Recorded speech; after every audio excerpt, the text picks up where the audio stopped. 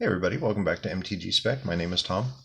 I want to show you what I got in a pack today. I got a Lost Legends. Not just any Lost Legends, a kind of a unique card.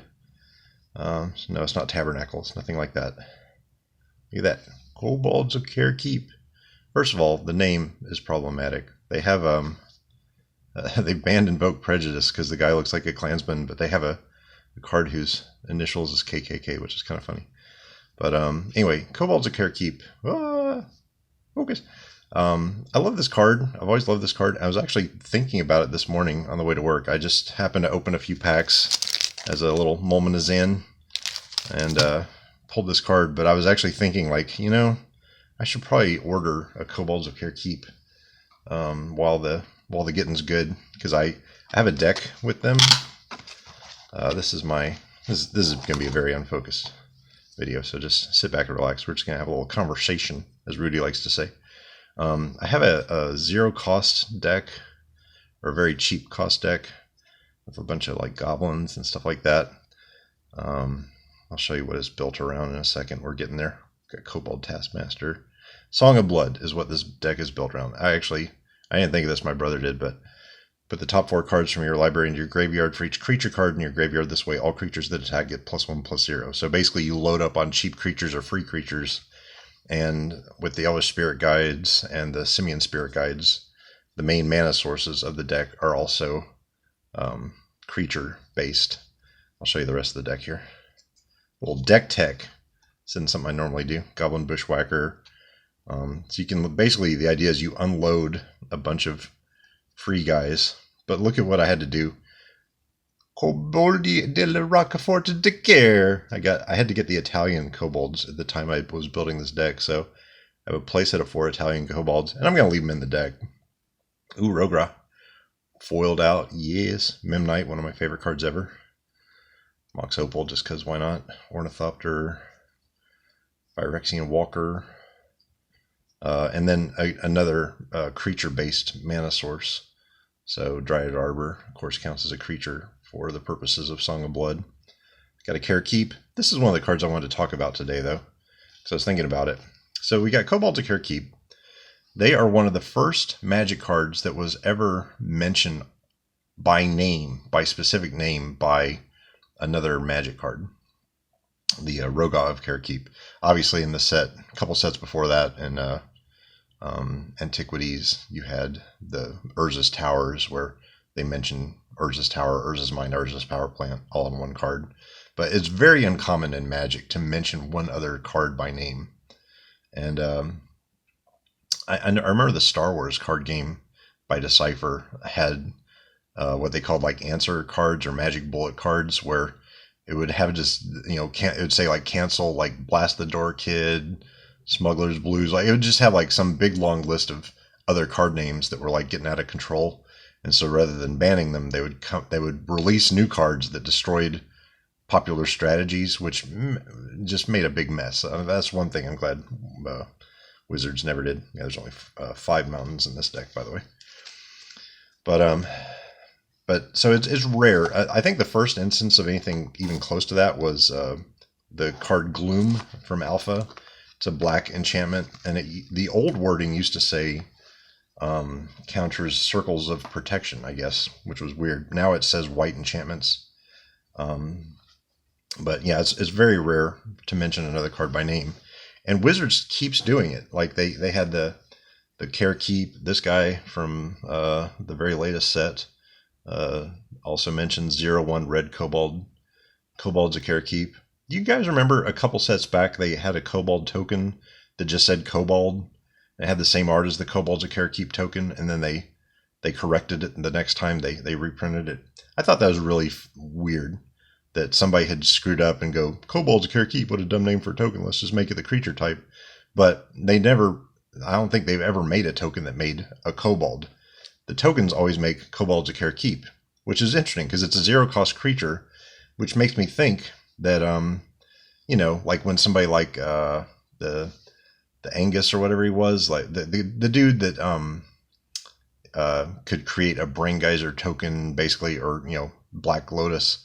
I thought for sure because Black Lotus was like a zero cost thing, they would do like a token. But of course, now we know they were planning all along to do this Wizards 30th debacle. But anyway, I was thinking about Kobolds of Kher and how this, like, how cool it would be to get a pack fresh one, or like to order, like now's a really good time to order near mint stuff from Card Kingdom that's from Legends, because a lot of people are just going to be like flushing it back into the system. So, but I wanted to take a look at this card versus, and by the way, if you don't think I pulled it in a pack and I just wanted to do a video about it, you're welcome to think that. But anyway, it's hardly a bragging point that I bought like almost 3 boxes of collector boosters and finally got one Legends, like Lost Legends. Like that's pretty pathetic on my part, to be honest. So it's not a brag really. But let me look. Okay, so here we go. Here's some Legends. All right, let's get to the Kobolds, the Koboldi. All right, here we go. All right, you know what? I'm going to pull out the page because I got not much room to maneuver here. I guess I could move my camera. I'm always bouncing anyway. But anyway, there's my little Kobolds. Okay, they're down here. So let's take a look at the Kobolds I've had since time immemorial versus the condition of these new ones. Now, I take pretty good care of my cards. It's possible that this one will actually be in better shape than the brand new one, straight off the palette. They both have pretty crisp corners. This one, like, it's not marked up, but there's like a slight whitening down there. Let's take a look at the back. I mean, yeah, these are both fairly mint. I'm probably going to keep the new one. What about centering? I don't know anything about centering. I don't know. They're actually pretty close. So yeah, not the best strategy to get Cobalt. I'm just going to keep the new one based on stubbornness. Let's just do it. So I've got. I may actually eventually trade out my English Kobolds for the Italian ones. Get those out of there. All right. So I do like using side loading sleeves for some of these things. This isn't reserve list, but God, I just ruined that corner putting it in. Probably. Anyway, it's not reserve list, but it's nice to have the pack fresh one stay nice. That guy's reserve list. Quorum Trench Gnomes. You can't find these, Charlie. Anyway, I'm going to put that away. But I wanted to... let's go back up. Back up.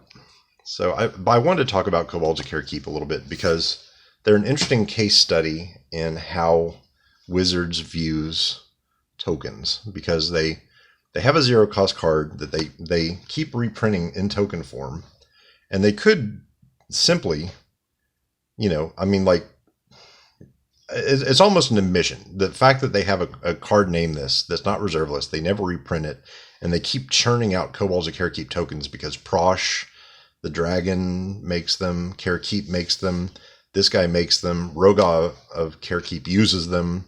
Like it's a meme, I guess. But why don't they just reprint this as is? And I think there's some weird connection in their minds to the fact that it's a zero cost card. The token's a zero cost card. So really every Kobold that they've been printing for like 10 years, all the tokens, or however long it is, 5-10 years, they're all token cards, but they're also proxies essentially for this zero cost card. And there was people think of like Commander and like variant formats as being like kind of a new phenomenon, but people have been doing like a lot of weird formats for a long time.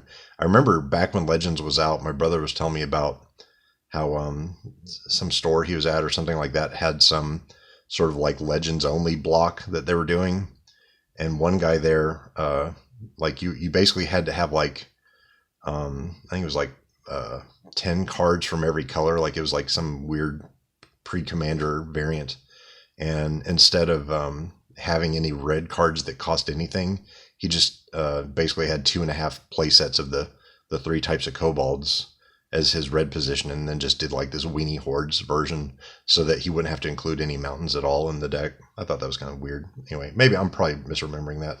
Anyway, look at this Mikasa from Attack on Titan the last season from Weiss Schwartz, and this creepy Beast Titan.